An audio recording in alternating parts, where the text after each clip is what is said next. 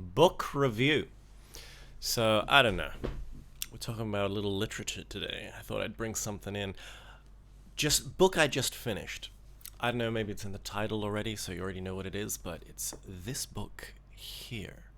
Introduction to Magic: Rituals and Practical Techniques for the Magus by Julius Evola and the Group. Who's Julius Evola? What is the Group? Actually, I should hold it over here just in case. But who's Julius Evola? Who's the Group? What is this? What are these people? Why should I buy this book? Why is it a good book? So, the answer to your question is Julius Evola. He's a traditionalist. Comes from the traditionalist school. Rene Guénon, Frithjof Schumann. What am I saying? You don't know who those people are anyway. Julius Evola I think he took over that school, or he kind of was like in that lineage of thinking. But his focus wasn't so much on mysticism as it was on magic. He's the magic boy. He's remembered nowadays because, I don't know, people see him as like a guy in fascist literature. Like he's big in fascist literature or something, but he's not really fascist. He is fundamentally a traditionalist. He had some connections to Mussolini and whatnot, and Mussolini's friends, artists from Austria, etc., etc. But the thing you got to remember is like if you look him up on Wikipedia, it says, oh yeah, he said he was a super fascist. That is technically a mistranslation. Super, in the context, he meant beyond fascist. I see him as someone like Plato. So apparently in Plato's later years, he went and tried to convince a tyrant to reform himself, and he tried to make a pact, because his Plato's idea was like the opposite of Marx's. It was, Marx's, you get the people, and the people rebel and supplant, the rulers, and then everyone's equal, etc., etc. Plato's idea is there's going to be hierarchy no matter what. So you get the guy at the top to change, and then from top down he can change everything. So the best thing to do is find a tyrant and convince it. So Plato, at one point in time, apparently tried to find this tyrant and tried to get him to change his ways, but it didn't work out, and the civil war broke out, and there was a rebellion, etc. It didn't work out at all. But Julius Evola, I see in that kind of vein. He went and, he hung out with all the fasci boys, try and become friends and convince them that try to use their movement as a vehicle for his own purposes, basically.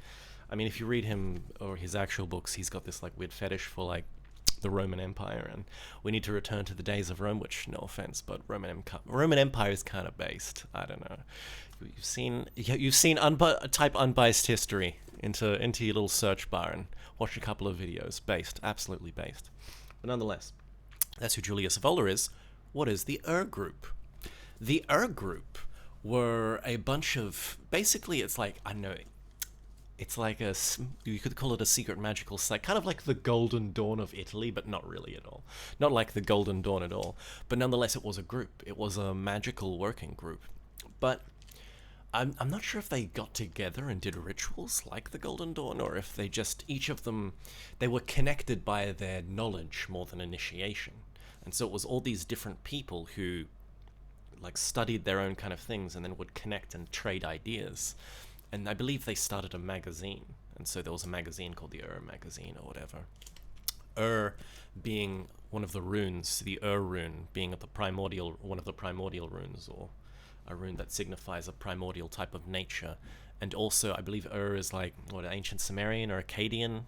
Like Uruk is the city where it was Gilgamesh rules or whatever. So there's some sacred significance to the name But nonetheless, this group of magicians, there's people in there, they don't know who they all are, because this book is basically a bunch of essays. So they knew Julius Evola was kind of the big boy in the Group. And I think in this book, when you see an essay titled Abraxas, it explains it all in the introduction. When you see a title written by Abraxas, that's an essay written by Julius Evola. But there's all these other people like Leo or Lucy or Osso and things like that. They all have weird kind of like writers' names, and you're like, oh, okay, who are these people? But it's all magical topics. It's a book of essays on magic, really, and with practical stuff in here as well. And it's like, I think they know who Leo is, and they figured out who Lucy is, and there's one guy, what's his name? Peter Nagiri or something, or is it Arturo Regini? It was one of these people. Was like some Pythagorean, like he's a part of some like obscure Pythagorean lineage. It's a cool little story. You can read the introduction, but nonetheless, the essays are freaking amazing. Now, I'll say one thing about the title. It's a bit of a misnomer. This says Introduction to Magic, but this it's not really an introduction.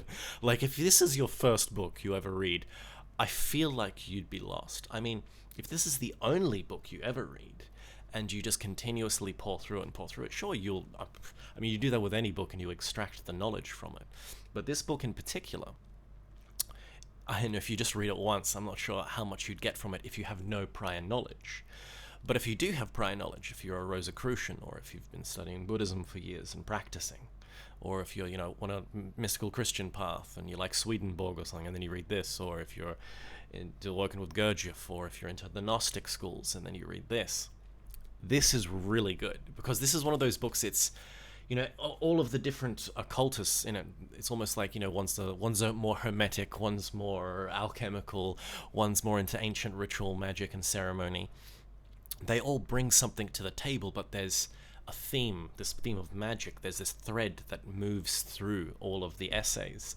So it's kind of like this is the mortar that binds the bricks of our inner temple together. It's good fuel. It's really good to read. Like specific, I know, just running through, I don't know, I can just name some of the chapters. I'll say, like, in the first part, the first kind of chapters, the ones that really stood out to me was, there's one by Abraxas called Knowledge of the Waters. Fantastic essay.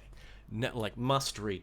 Also, there's one, The Path of Awakening by Gustav Mayrank, they have in here, which I believe if you've been a long-time member of this channel, that was one of the first videos posted, was basically just me reading that chapter.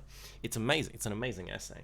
Knowledge of the Waters is about the primal life force within us and how we have to master that, because it is that thing that binds us, and even the gods are bound by it. So if you don't become a lord of the waters, how can you be lord of anything else? How can you be a lord of, I don't know, spirits or elementals or whatever? You can't really control them if you can't control your own life force. So you need knowledge of the waters and how to work with them. Concentration and silence, nature of initiatic knowledge. It's all really good. What was the other one? There's, well, yeah, another. They're all Abraxas ones that really struck me.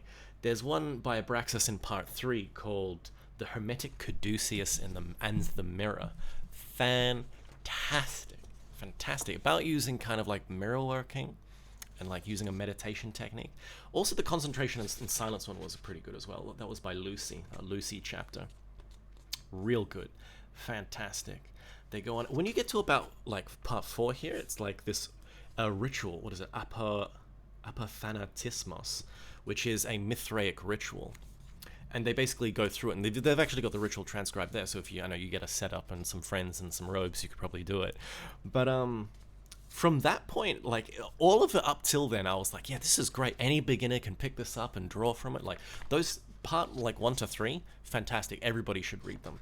Part 4, I'm like, this is a little heavy. Like not heavy in knowledge terms, but like in scholar, like it's very a lot of the end essays, and starting from that one in particular, a lot of the later essays starting that one in particular are very scholaristic, and so they can be quite dense. So you can read it and just be like, what? Like, you don't need to be a genius. Like you don't need a university education to read this, but like.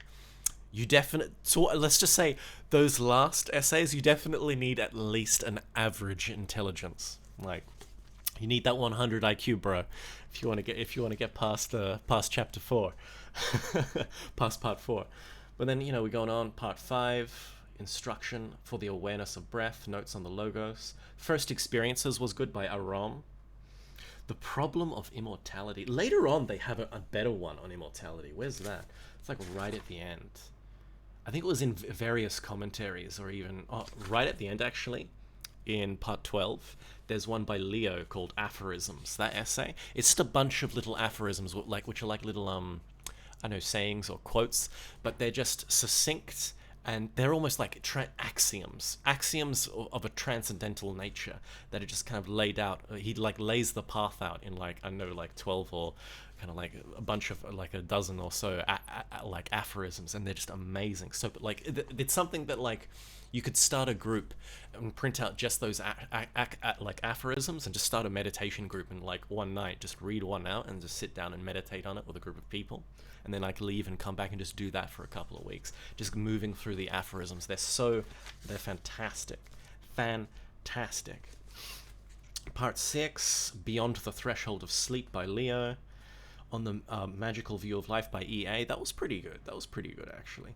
The Brackets has a second preparation of the Hermetic Caduceus. This gets pretty advanced. Some pretty advanced stuff, even though it's an introduction to magic. But it's good stuff. If you've done other workings like it before, you definitely see the links, and it's a great chance to draw more from it, to understand even your path through the lens of someone else's ideas. It's fantastic. What's this one? Experiences of the Law of Beings, the Path of Realization according to the Buddha. Good. So they have some. I think the editors have just added some things in. Like there's one bit that's like Tibetan initiatic teachings, the Void and the Diamond Thunderbolt, but it's not by anybody. It's just something that they've just placed in here to fill out or to explain some of the later essays. Part 7, Instruction for Ceremonial Magic. Once again, Doctrine of the Immortal Body. That was good as well, actually. Yeah, fantastic. Oh, and Part 8, Arvo, on Counter Initiation. Ooh, if you've heard me talk about counter initiation during any of these talks, it's like that chapter is where I get it from. Fantastic. I mean, there's other stuff in counter initiation. Rene Guénon talked about it. You can find videos online on it, but that one was probably like the best explanation on counter initiation that I've ever seen. Part 9, we've got Conscious Thought, Relaxation, Silence. Moving, it's like, once again, some of the earlier ones touched on this topic, but then it's like a chance to go deeper. Magic of the Image, that was quite interesting. Talking about the mind and how abstract images can arise, and how there's memories and then there's abstract images, and those abstract images are actually like a super rational thing that can kind of be summoned via refining the mind. But it's like this process of refining the mind so it can connect to something higher, and the language or the dialogue that your refined mind has with that higher center or higher source comes in abstract images. Really fantastic. Anyway, that's part 9.